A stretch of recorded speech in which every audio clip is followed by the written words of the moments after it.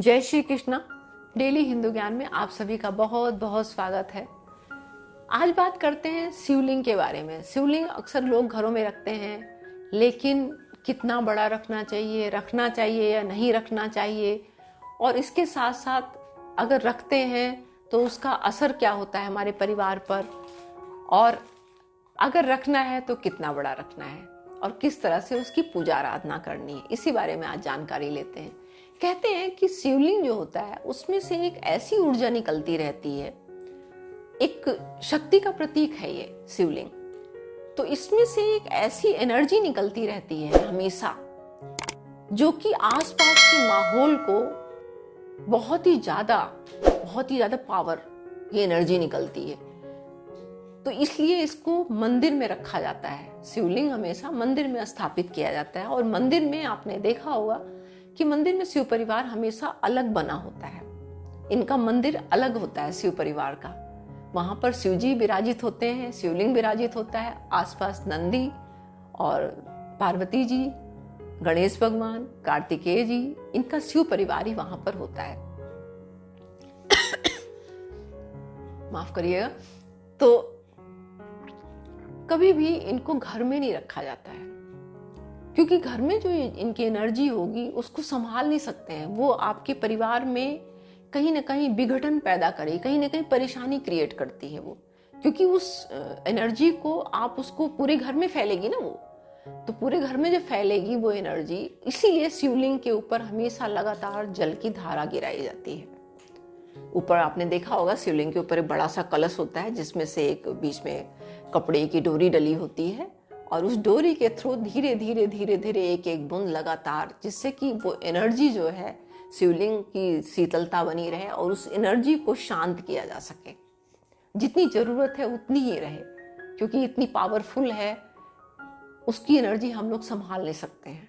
बस यही कारण है कि घर में शिवलिंग नहीं रखा जाता है। अब अगर आपको रखना है शिवलिंग, तो कितना बड़ा रखना है? छोटे से छोटा, जितना छोटा, ये अंगूठा है ना, इसका ऊपर का जो भाग होता है, एक अंगुल, ये जो एपोर है, बस इतना बड़ा हमें रखना होता है शिवलिंग, क्योंकि बहुत ही कम एनर्जी वाला जो वो, उसको रखना है। और पत्थर का बिल्कुल नहीं रखना चाहिए। पत्थर का जो शिवलिंग होता है वो शिवालय में ही स्थापित किया जाता है। अगर आपने शिवलिंग रखा है घर में, तो वहां में वही आपको करना है कि कुछ ऐसा व्यवस्था वहां पर होनी चाहिए इस तरह की, जिसपे लगातार उस पे जल की धारा गिरती रहे। अब हम लोग घर में तो ऐसा नहीं कर सकते हैं, छोटे छोटे मंदिर होते हैं, छोटा सा पूजा घर होता है, तो उसमें तो इस तरह से व्यवस्था नहीं हो पाती है। तो कोशिश ये करें कि आप उसको जब सुबह स्नान, उनको मतलब भगवान का स्नान कराएं, तो शिवलिंग पे भी आप जल चढ़ाएं, गंगा जल चढ़ाएं उन पे, और चढ़ाने के बाद उनको भोग लगाएं। चंदन, उनको रोली का टीका कभी नहीं लगता है ना, उन पे तुलसी दल चढ़ाया जाता है। फूल भी अगर आपको उनको चढ़ाना है तो सफेद फूल उन पे चढ़ाए जाते हैं, क्योंकि भोलेनाथ जो थे वो सांसारिक भी हैं और संसार से परे भी हैं। वो यानी कि वो गृहस्थ में भी हैं और इस संसार से अछूते भी हैं, वो तपस्वी हैं। तो इसलिए उनकी पूजा एक विशेष तरीके से की जाती है। वैसे तो भोलेनाथ हैं, कहते हैं ना, भोलेनाथ बहुत जल्दी, उनके अंदर बड़ा भोलापन है, वो इतनी जल्दी नाराज नहीं होते हैं। उन पे कुछ भी आप चढ़ाइए, कैसे भी करिए, वो नाराज नहीं होते हैं कभी भी। अपने भक्तों से हमेशा बहुत जल्दी प्रसन्न होते हैं। जबकि विष्णु भगवान की पूजा करना मुश्किल है, क्योंकि वो उनका बड़ा विधि विधान से पूजा की जाती है और वो जल्दी प्रसन्न नहीं होते हैं। लेकिन भोलेनाथ बहुत जल्दी प्रसन्न हो जाते हैं भक्तों से अपने। तो इन बातों का आप ध्यान रखिए। और उसके बाद अगर आपको घर में रखना है, तो आपको एक मैं तरीका बताती हूँ, उस तरीके से आप रख सकते हैं। आपके घर में आंगन है या बाहर, आपका घर बड़ा है तो बाहर आप रख सकते हैं, नहीं घर के अंदर नहीं, घर की चार दीवारी में या घर की छत के नीचे नहीं, बाहर बालकनी है, बालकनी में भी आप रख सकते हैं। जो बेल का पेड़ होता है, बेल का छोटा सा पौधा ले आइए, आप उसको गमले में लगा दीजिए, गमले में लगा दीजिए। उसको जमीन में लगा सकते हैं, आप धरती में लगा सकते हैं, मिट्टी में, अगर आपके पास इतनी व्यवस्था है, जगह है, तो वहां लगा दीजिए। और उस जो बेल का पेड़ पौधा है, उसकी जड़ में आप शिवलिंग को रख दीजिए। खुले में, और आप उनकी पूजा आराधना वैसे करिए, क्योंकि वो एनर्जी जो निकलेगी वो बाहर ब्रह्मांड बाहर निकल के जो है फैल जाएगी, तो उससे आपके घर में उसका दोष नहीं लगेगा। और भोलेनाथ को आपको जो जल चढ़ाना है, बहुत पहले के टाइम में जब पूजा आराधना होती थी तो पहले घरों में मंदिर नहीं बनाए जाते थे, घरों के बाहर ही मंदिर होते थे।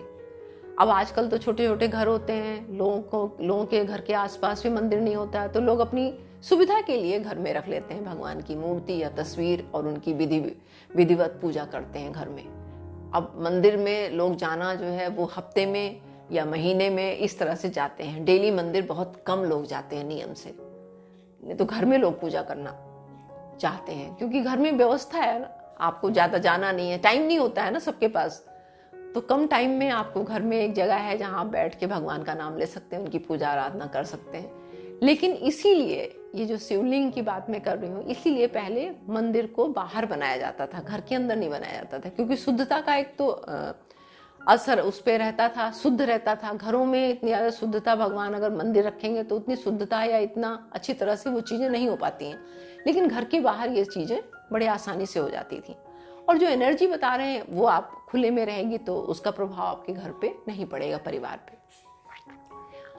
इसके साथ साथ आपको शिवलिंग को जो है वो सावन के महीने में या वैसे भी आप बेलपत्र चढ़ाएं तो बहुत अच्छी बात है। सोमवार को जब आप व्रत रखते हैं, पूजा आराधना करते हैं, तो खास करके सोमवार का दिन जो होता है वो भोलेनाथ को समर्पित है, तो उस दिन भोलेनाथ की पूजा जरूर करें। और अगर आपने घर के बाहर शिवलिंग रखा है, जैसे बताया बेल के पौधे के नीचे, तो उनको आप डेली उन पे जल चढ़ाइए। हो सके तो गंगा जल, थोड़ा सा जल लीजिए, उसमें गंगा जल मिलाइए और उनको समर्पित करिए। भगवान पे, भोलेनाथ पे जो अक्षत चढ़ाए जाते हैं, अक्षत मतलब जो खंडित ना हो, जो चावल खंडित ना हो, यानी कि साबुत चावल जो होते हैं वो भोलेनाथ पे चढ़ाए जाते हैं। तो इस बात को आपको ध्यान रखना है। कुछ फूल ऐसे होते हैं जो भोलेनाथ को नहीं चढ़ाए जाते हैं।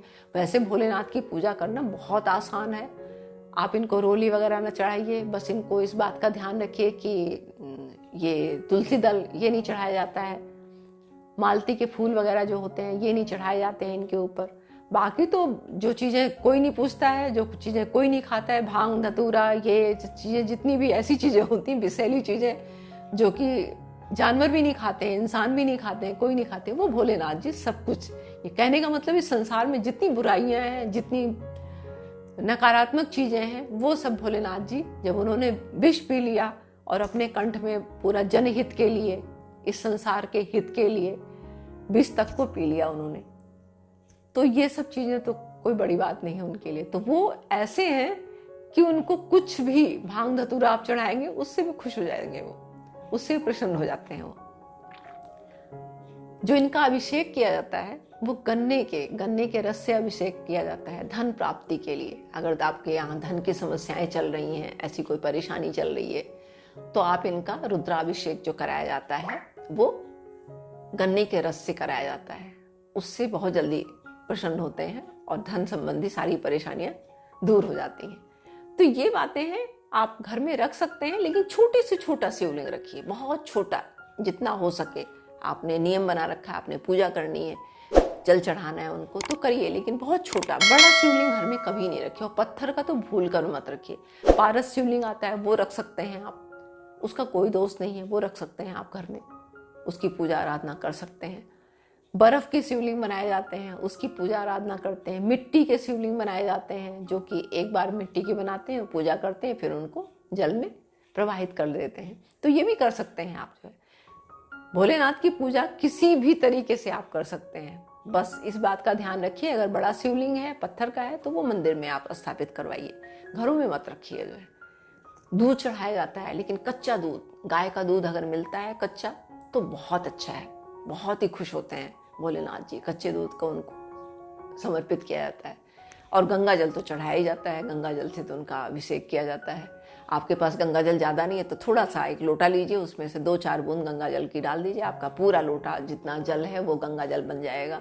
तो इस तरह से उनका आप अभिषेक कर सकते हैं। स्त्रियों को शिवलिंग की पूजा करनी चाहिए, लेकिन जैसे कि उनको टच नहीं करना चाहिए, ऐसा बोलते हैं। फिर वही बात आई कि क्यों नहीं किया जाता है, क्योंकि एनर्जी जो है ना, वो एनर्जी इतनी हाई है कि वो औरतें जो होती हैं उनके अंदर इतनी क्षमता नहीं होती है कि इतनी हाई पावर की एनर्जी को वो संभाल सकें या उनको वो कर सकें, इसलिए मना किया जाता है, और कोई विशेष कारण नहीं है। तो ये जानकारी आज मैं आप लोगों को दे रही हूँ कि शिवलिंग किस तरह से रखा जाए और किस तरह से उसकी पूजा आराधना की जाए। मिलती हुई एक नई जानकारी में, नई वीडियो में, तब तक के लिए नमस्कार।